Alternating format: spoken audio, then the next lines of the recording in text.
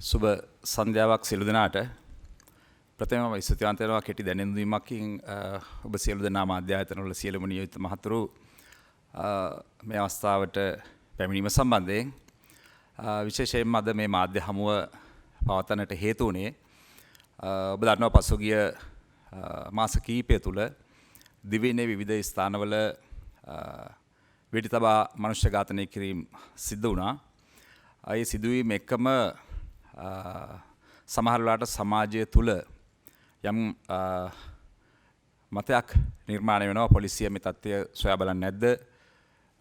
ඒ පිළිබඳව පොලිසිය ක්‍රියාත්මක වෙන්නේ නැද්ද? ඇයි මේ තනින් තන වෙඩි තැබීම වගේ දේවල් සිද්ධ වෙන්නේ කියන කාරණේ. ඒ නිසා තමයි මම හිතනවා පොලිසිය වෙනුවෙන් යම්කිසි කරුණු පැහැදිලි කිරීම සුදුසුයි කියලා. ඒ නිසායි අද ඔබ සැමට මෙම ස්ථානට ආරාධනා කරේ මේ පිළිබඳව මහ ජනතාවට යම්කිසි දැනුවත් කිරීමක් සඳහා. පසුගිය මාර්තු මාසයේ 31 වෙනිදා තමයි මෙම සංවිධානාත්මක අපරාධකරුවන්ගේ වෙඩි තැබීම් මූලිකවම එකම දිගට යන මේ කාරණේ ආරම්භ වුණේ. නමුත් ඊට කලිනුත් යම් සිද්ධීන් තිබුණාට විශේෂයෙන්ම මේ මාසයේ 31 වෙනිදාන් පසුව තමයි මෙම වෙඩි තැබීම් දිගටම ආරම්භ වුණේ.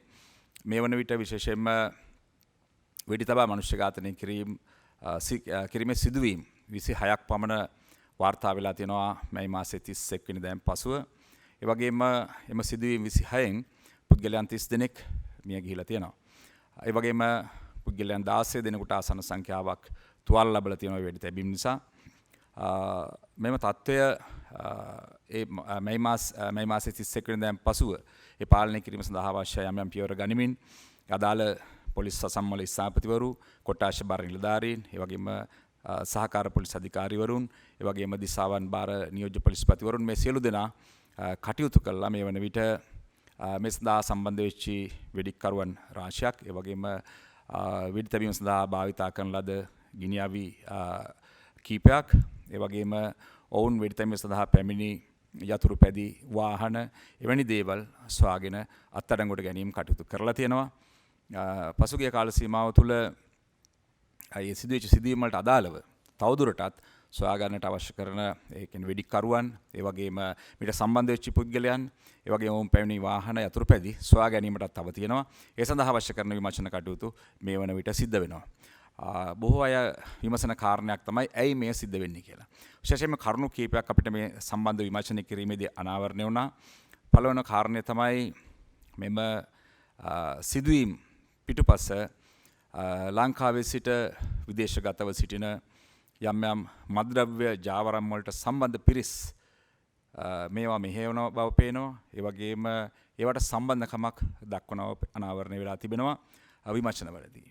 දෙවැනි කාරණය තමයි මේ සම්බන්ධව මේට සම්බන්ධ වෙලා ඉන්න සමට මියගිය පුද්ගලයෝ, නැත්නම් මේ වෙඩි තැබීම් වලට සම්බන්ධ වෙච්ච පුද්ගලයෝ, නැත්නම් වෙඩි තැබීම් මෙහෙයවන ලද පුද්ගලයෝ යම් පැරණි අමනාපකම් නැත්නම් ඔවුන් අතර තිබිච්ච ආරවුල් නිසා මේ සිද්ධ කරන බවටත් පේනවා. ඔවුන් අතර මද්ද්‍රව්‍ය ජාවාරම් කිරීමේදී උපයාගත් මුදල් ඒවා බෙදා ගැනීමේදී ඒවා වංචා කිරීම සම්බන්ධව ඇතිවෙච්ච ආරවුල්. ඒ වගේම එකම කණ්ඩායම තුල කණ්ඩායම් බෙදී යාම නිසා ඇතිවෙච්ච ආරවුල්, පසුව ඇතිවෙච්ච අමනාපකම්. ඒ වගේම සමහර වෙලාවට කණ්ඩායම් කීපයක් අතර තිබෙන ආරවුල්. සමහරවිට එකම කණ්ඩායම පසුව දෙකට බෙදලා ගිහිල්ලා ඔවුන් අතර ඇතිවෙච්ච ආරවුල්. ඒ වගේම තමයි ඔවුන් අභ්‍යන්තරයේ තිබිච්ච තොරතුරු.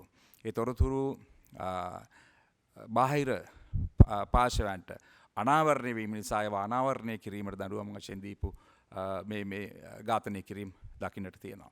ඉතින් මේ සියල්ල ගත්තාම දැනට වසර කීපයක සිට ඇතිවෙච්ච ප්‍රශ්න නිසා, ආරවුල් නිසා ඇතිවෙච්ච තත්ත්වයන් තමයි අපි දකින්නේ. මෑත කාලේ ඉන්නව වෙච්ච සිදුවීම් වලට මෙවැනි තත්ත්වයන් ඇතිවීම දකින්නට පුළුවන් බොහොම සුළු සංඛ්‍යාවක් තමයි. කෙසේ වුවත් මෙහිදී විශේෂයෙන්ම අනාවරණය කරන්නට අවශ්‍යයි පොලිසිය විදිහට මෙම තත්ත්වය පාලනය කිරීම සඳහා මේ වන විට අවශ්‍ය පියවර ගනිමින් සිටිනවා. පසුගිය කාල සීමාව තුළ ඔබ දන්නවා පොලිසියට බොහෝ රාජකාරි අපිට කරන්නට සිද්ධ වුණා. විශේෂයෙන්ම විරෝධතාකරුවන් සම්බන්ධව අපිට විශාල වශයෙන් පොලිස් නිලධාරීන් විශේෂ රාජකාරිය දීමේ අවශ්‍යතාවයක් තිබුණා. ඒ වගේම තමයි ඉන්ධන පිරවුම්හල් ඊළඟට වෙනත් ආයතනවල අපිට විශාල වශයෙන් පොලිස් නිලධාරීන් අපගේ අපරාධ මර්ධනය නැත්නම් මද්ද්‍රව්‍ය පාලනය සම්බන්ධව තියෙන කටයුතු වලින් යම් තාක් දුරකට නිලධාරීන් ප්‍රමාණයක් අඩු කළා. එම නිලධාරීන් ලබා ගන්න සිද්ධ වුණා අපගේ වෙනත් රාජකාරී සඳහා. නමුත් මේ වන විට යථා තත්ත්වයට පත් කරමින් අපි ක්‍රමක්‍රමයෙන් මේ සඳහා අවශ්‍ය කරන සංවිධාන කටයුතු සිදු කරමින් යනවා. දැනට සිදු කරලා තියෙනවා.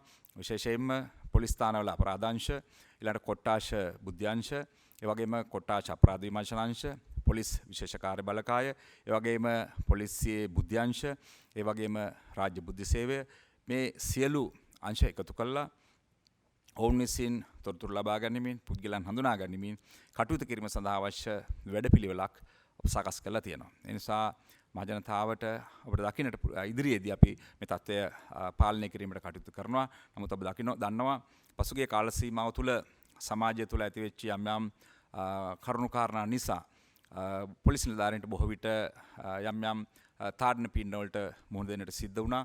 ඒ වගේම යම් අපහාස කිරීම ඔවුන් යම් යම් සිදුවීම් වලදී පොලිස් නිලධාරීන්ට ඒ කටයුතු කිරීම වලදී සමාජයේ විසින් යම් යම් ඇති කරපු තත්ත්වයන් නිසා බොහෝ වෙලාවට පොලිස් නිලධාරීන් මේ නීතිය ක්‍රියාත්මක කිරීමේදී ඇතිවෙච්ච බාධාවල් තිබුණා.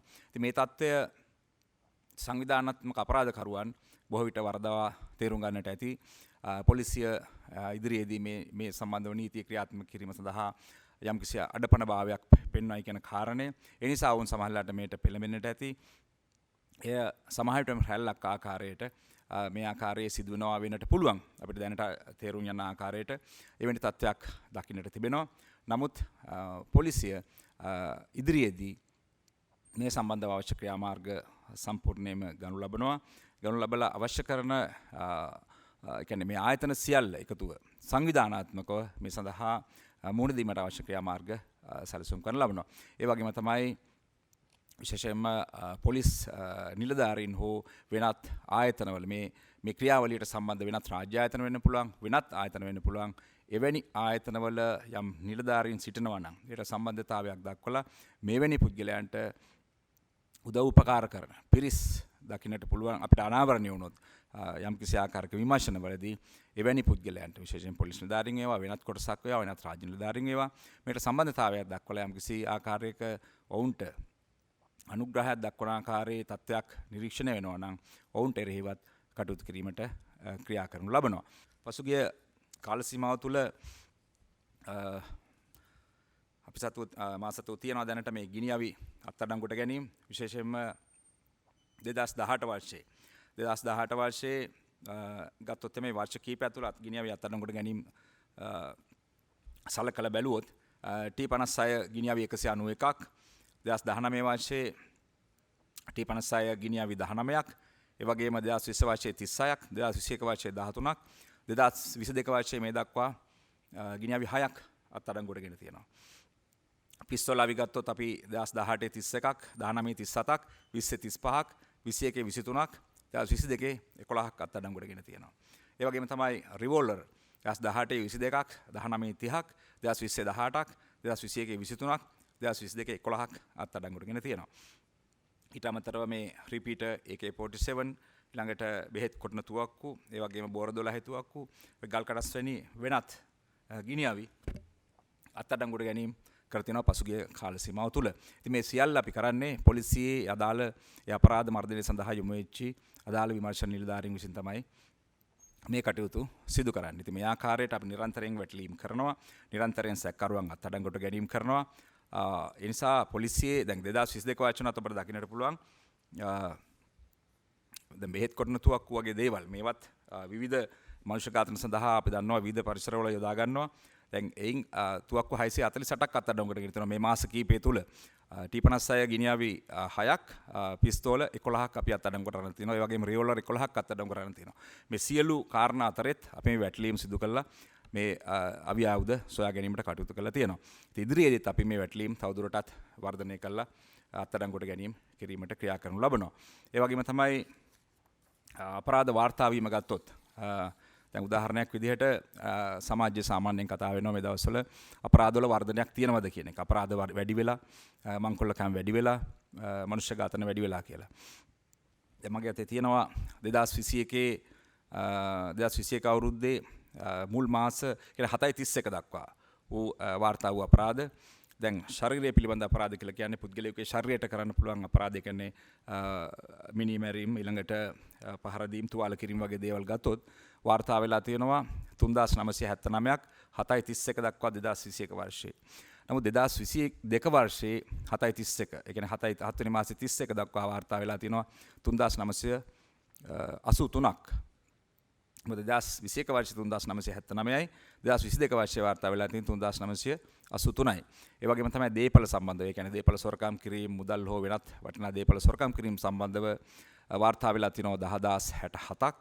ඒ වගේම 2022 වර්ෂයේ වාර්තා වෙලා තියෙනවා 11354ක්. ඒ දේපල සොරකම් කිරීම සම්බන්ධව යම්කිසි ආකාරයක වැඩිවීමක් වෙලා තියෙනවා. ඒ වගේම තමයි මේක මුළු එකතුව විදිහට ගත්තොත් තවත් අපි භාවිතා කරනවා මේ ගොදුරු විරහිත අපරාධ කියලා.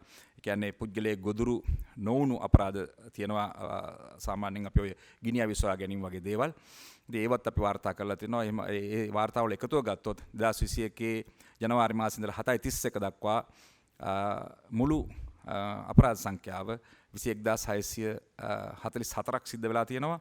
2022 වර්ෂයේ මුල් මාසයේ 7:31 දක්වා කාල සීමාව තුළ 19438ක් සිදු වෙලා තියෙනවා. විශේෂයෙන් මේවා සාමාන්‍ය විසඳීමේ ප්‍රතිශතයත් 2022 වර්ෂයේ විශේෂයෙන් ශරීරය පිළිබඳ අපරාධ විසඳීමේ ප්‍රතිශතය මේ වන විට 85ක් දක්වා පවත්වාගෙන යනවා. ඒ වගේම දේපල පිළිබඳ විසඳීමේ ප්‍රතිශතයත් 50ක් පමණ ප්‍රමාණයක් මේ වන විට තියෙනවා. මොකද මේ අපරාධයක් වාර්තා වුණාම මේ පිළිබඳ සොයන්න යම්කිසි කාල සීමාවක් යනවා. නමුත් අපි මේ ප්‍රතිශතය භාවිතා කරන්නේ අද දින වෙන විට. දැන් උදාහරණයකට 7 වෙනි මාසේ 31 වෙනිදා වෙච්ච අපරාධයක් මේ වන විට විසඳලා නැත්නම් සමහරලාට විසඳලා තියෙන්නත් පුළුවන් මේ වන විට. නමුත් අපි එදිනට තිබෙන මේ ප්‍රතිශතය තමයි භාවිතා කරනු ලබන්නේ. ඉතින් මේ ආකාරයට මේ මුල් මාස 6 සම්බන්ධයෙන් මම වාර්තා කරේ අතරම. නමුත් උදාහරණයක් විදිහට අපි 2021 වර්ෂයේ වාර්තා වෙච්ච මුළු අපරාධ සංඛ්‍යාව 35434ක් පමණ වෙනවා. මේකෙන් ඒ කාල සීමාව කියන්නේ 2021 වර්ෂයේ දෙසැම්බර් 31 වෙනකොට විසඳලා තියෙනවා 27901ක්. නමුත් මේ වන විට මේ 2022 වර්ෂයේ මේ වන විට මේ අපරාධ වලුත් විශාල සංඛ්‍යාවක් විසඳලා අවසන් වෙලා තියෙනවා. නමුත් මේ ස්ථානයේ මගේ ළඟ ඒ විසඳීම සම්බන්ධව වාර්තා නැහැ. I think නමුත් මිනිමැර ඒ වගේම මිනිමැරුම් සංඛ්‍යාව ගත්තොත් අපි දන්නවා පසුගිය කාලේ ටිකක් වැඩිපුර මේ වෙඩි තැබීම් සම්බන්ධයෙන් ඒ වගේම මැයි මාස 9 වෙනිදා සිදුවෙච්ච සිද්ධිත් එක්කත් යම්කිසි මිනිමැරුම් වල එදිනටත් ඒ දවස තුල පමණක් මනුෂ්‍ය ඝාතන සිදු වුණා 9ක් පමණ ඒ සිදුවීම එක්ක.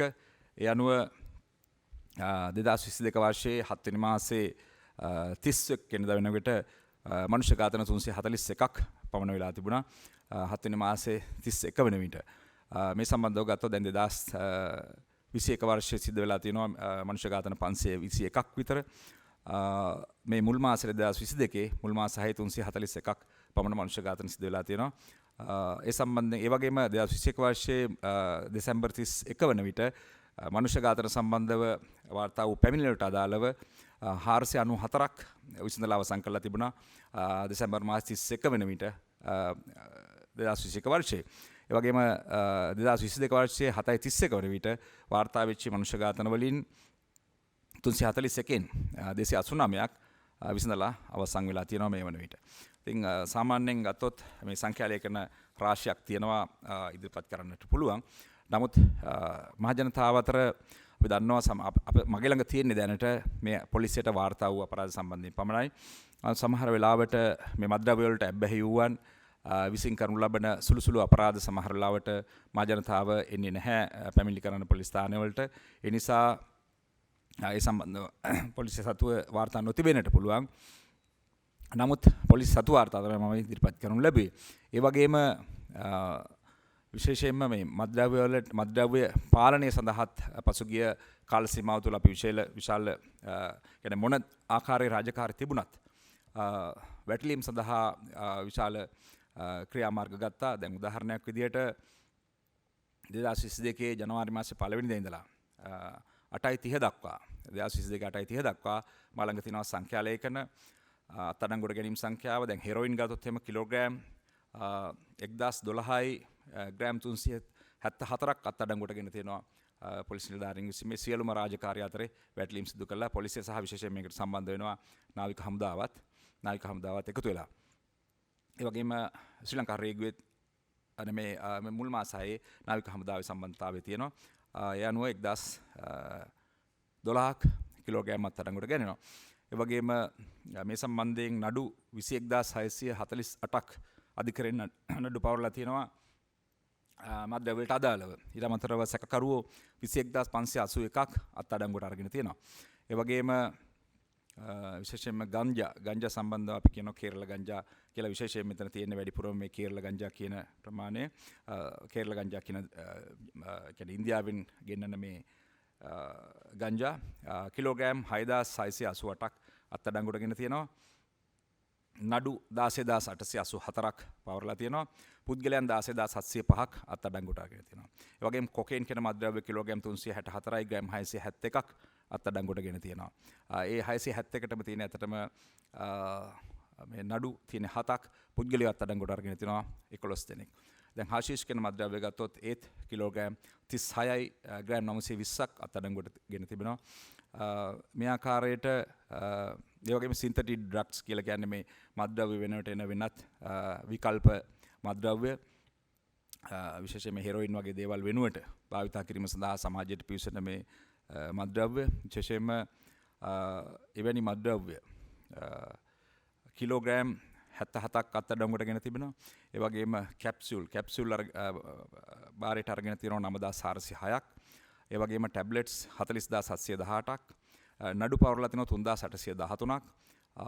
පුද්ගලයන් 3777ක් සැකකරුවෝ අත්අඩංගුවට අරගෙන තිනවා මත්ද්‍රව්‍ය සම්බන්ධ. ඒතර මේ මත්ද්‍රව්‍ය මේ අපරාධ වලට ගොඩක් සම්බන්ධතාවයක් දක්වනවා මේ මත්ද්‍රව්‍ය ජාවාරම සහ පුද්ගලයන්.